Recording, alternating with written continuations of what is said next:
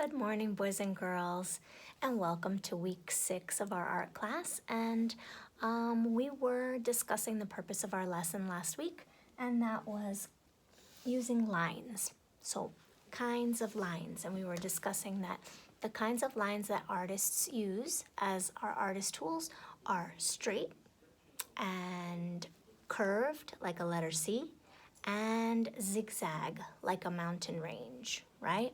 And so those 3 kinds of lines are the lines that we as artists use to create images or to create the pictures of the things that we want to show or that we want to use in our message to send out to everyone to view.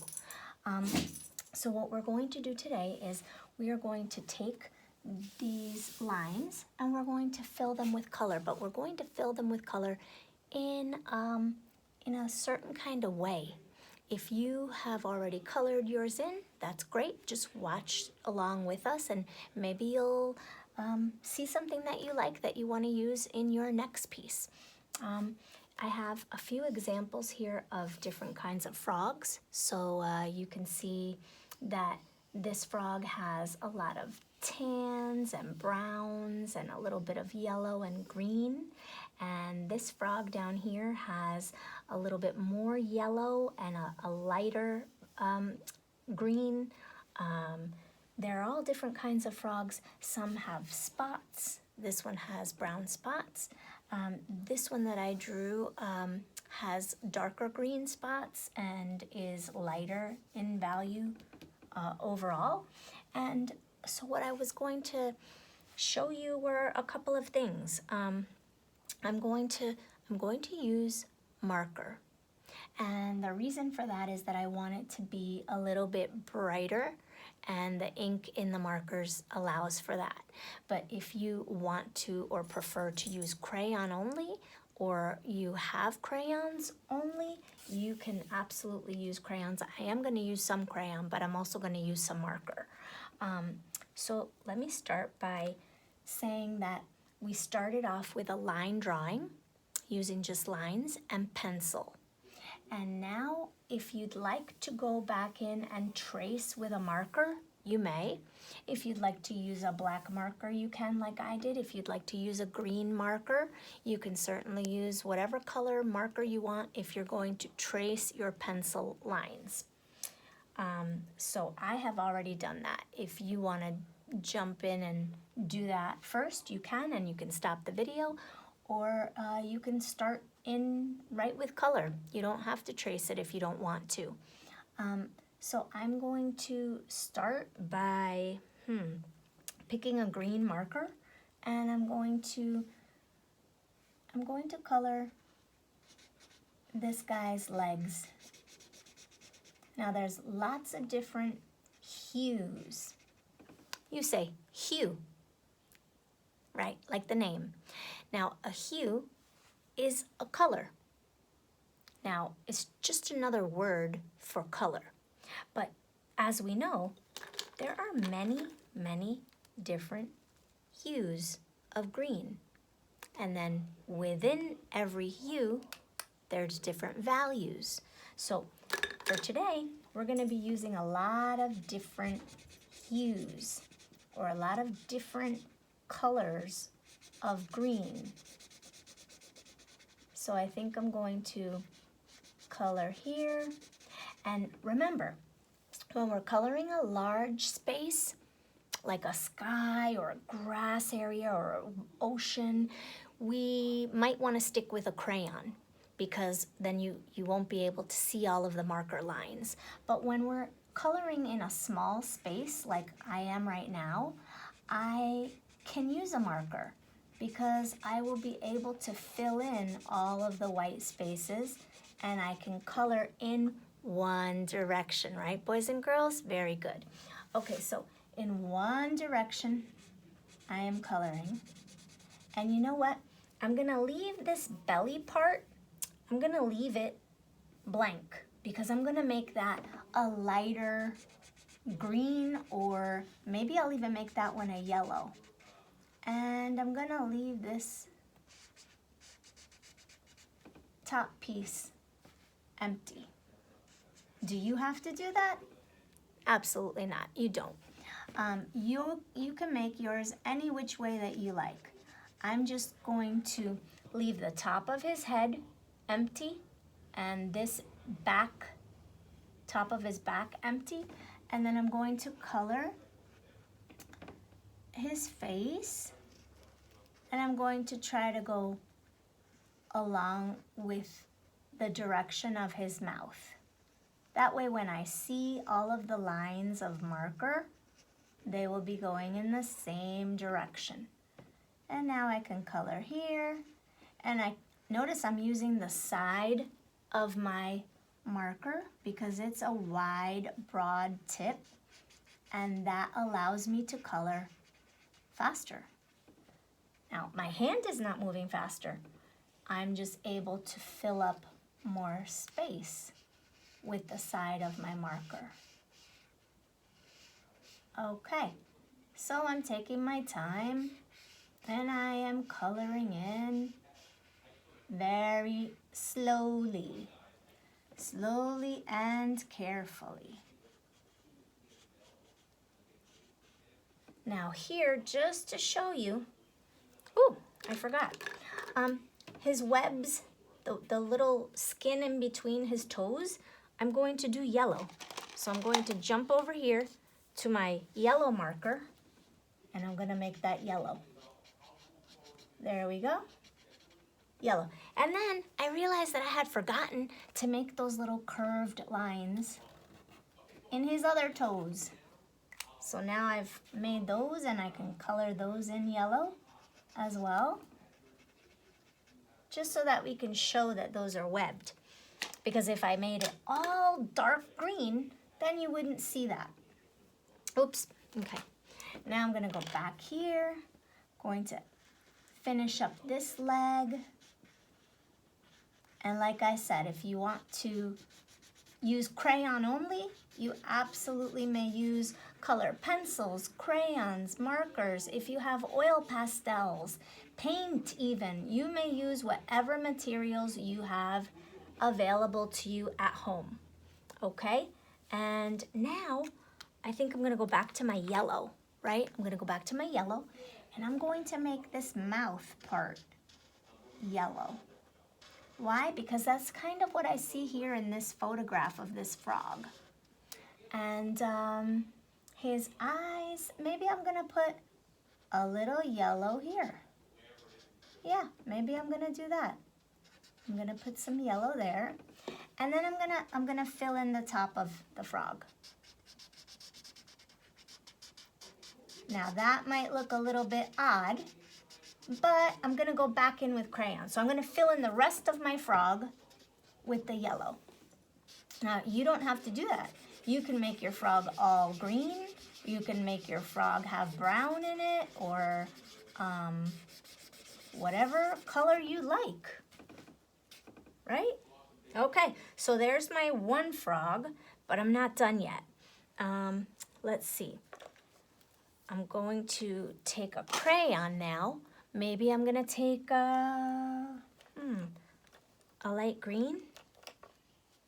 I'm gonna take a light green hue, and I'm going to come up here, and I'm going to press really, really hard and see if I can make that line fade away a little. Nope, that's not gonna work. I need to have a darker green. So now I'm gonna add a darker green here. And it's not blending, but I'm trying my best. So maybe it will look like the sun is shining down on my frog, right? And he's sunning himself on this lily pad. Like I said, boys and girls, sometimes things don't work out like we plan them, right? But are we gonna cry about it? No, absolutely not. We're artists. It's our job to fix the things that we don't like and make them look wonderful for everyone else to enjoy, right? Well, and for us to enjoy as well, for ourselves. But yeah, let me see.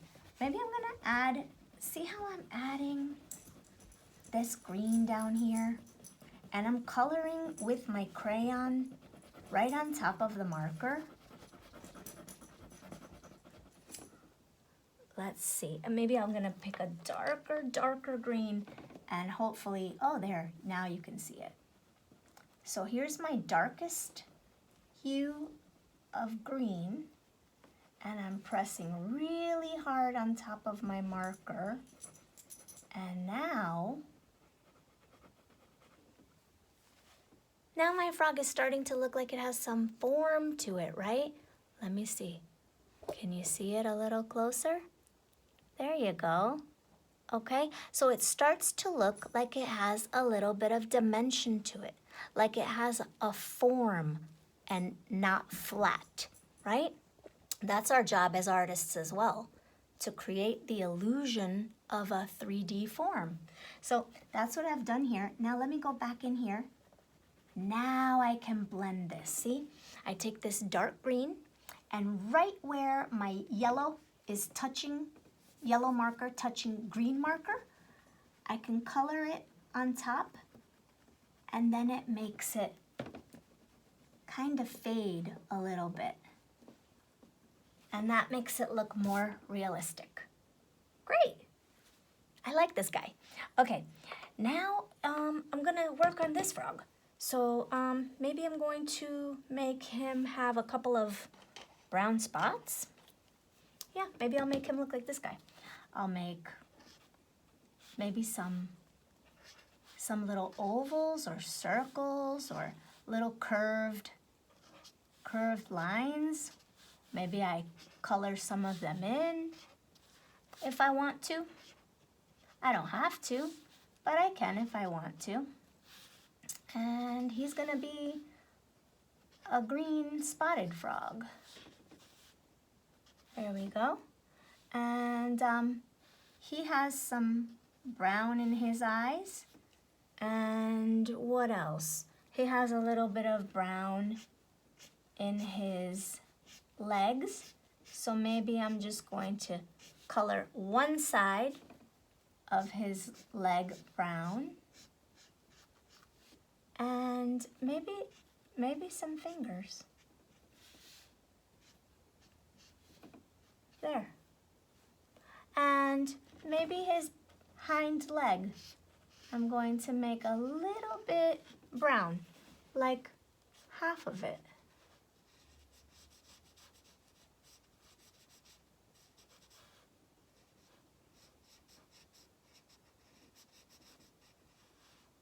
Okay. And this leg here that's scrunched up and bent or folded up, I'm also gonna put just like a line or two of brown. All right, now let's see. Now I'm ready for the green and some yellow. So let's take the yellow. And I am super proud of you, boys and girls. You're doing a great job. I'm gonna put yellow again in my webbed feet, those little curved triangles, and these front feet don't have that. So just there, and maybe I'm gonna put it in the eyes, little yellow here, and I'm also going to put them in his fingers. Maybe I'm going to put yellow in his legs. That's what I'm gonna do. I'm gonna put yellow in his legs. Great work. And now I'm going to put some yellow here in this leg, and then I'll add some green on top. So boys and girls, when we use different kinds of materials in the same piece of artwork, it's called mixed media. You say. Excellent. Mixed media. That means we're mixing different materials. Media means materials. So here I have marker and crayon, and we're working with it together, and we're getting it to look like it's blending. And there is my frog. And also the mouth. I want the mouth to stand out just a little bit. Okay, now I'm ready for my green. So I can add whatever kind of green I want to my frog, my second frog. So I think I'm gonna add this green. That's a pretty cool green. It's like an aqua or like a turquoise. And notice I'm going in the same direction. The curved line that I have here for the bottom, for the stomach of the frog, that's what I'm following. If I decide to go like this and scribble scrabble, like this, if I didn't go like this and go in the same direction, then my lines would look like this, right? I'd be coloring in different directions, and that always, always shows your marker lines, and it also shows the white spaces in between, which makes it less colorful, right? Less full of color. And we don't want that. So I'm going to continue to go in the same direction, just like this. And this is hard, boys and girls. I'm not gonna lie, this is a very tricky thing to do. And remember, anything that I'm doing here in marker, you can do in any materials that you have at home.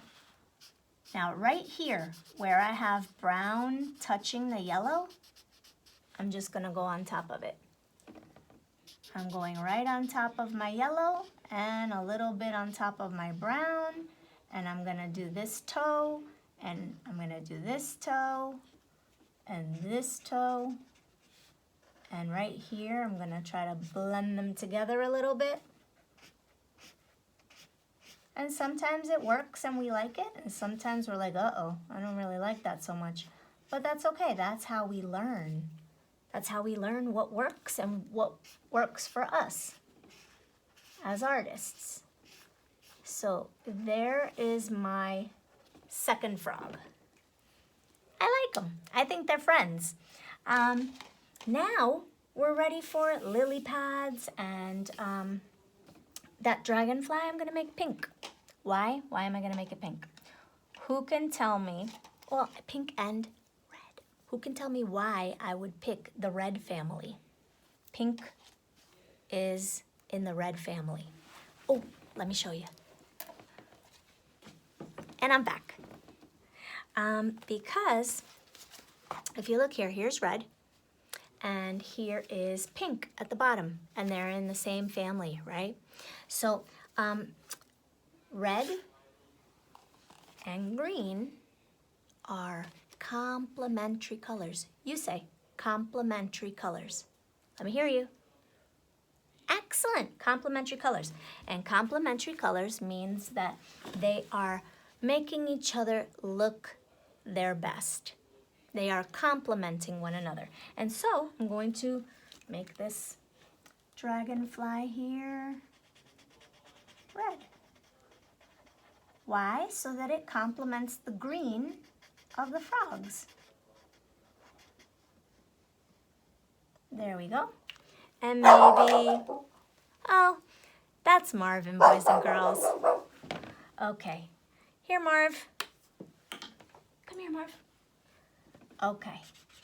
Marvin likes to sit in on our art classes also. Okay. So red and pink, dragonfly, green frogs. I can go back in on top of my red with some more pink if I want to. And then I can also work on these reeds. These reeds are like plants that grow from the pond that the frogs are sitting in. And I don't want to forget any part of the environment because that's really important, right, where they live. So there we go. And maybe I can add a little bit of brown here to my reeds, maybe some short little lines that will show some kind of visual texture. Right? We're always building upon our prior knowledge or the information that we've already learned, and we add that onto the new information and vice versa, right? So Those are my frogs. And now, I mean, I can do whatever I like. I can go in crayon. I can color in this lily pad with crayon because I have a lighter hue of green. And let's see. Once I've colored in all of my lily pads, however many I have, then I also want to fill in the water, because if I leave the space that should be water white, then my lily pads and my frogs aren't going to pop, right? We want them to pop out, like pop right off the paper, so that they are exciting to look at. And I know that I'm coloring quickly now, but that's because we're running out of videoing time. So let me finish this one up really quickly. Okay. And then I want to add some blue to our water and some green. Because in these photos, it looks like a mixture of green and blue. So I'm going to take this blue. And by adding this dark blue right next to the light green, it's going to make it stand out and pop. And I'm coloring slowly and carefully, right? Because we always want to show our very, very best effort, right? Our best work, boys and girls, so that we can be proud of our work. So I'm taking my time here. I'm working very slowly and carefully. And I can carry this blue over into here, into this area, even though I haven't colored in this lily pad. Okay? And if I wanted to, I could mix the crayon and the marker, and I could take blue crayon and fill in here, right? Because I'm using mixed what, boys and girls? That's right, mixed media, you say. Excellent, I am super proud of you, boys and girls. You have done an excellent job today. So we can do whatever we like. Use whatever materials we have at home and create a masterpiece.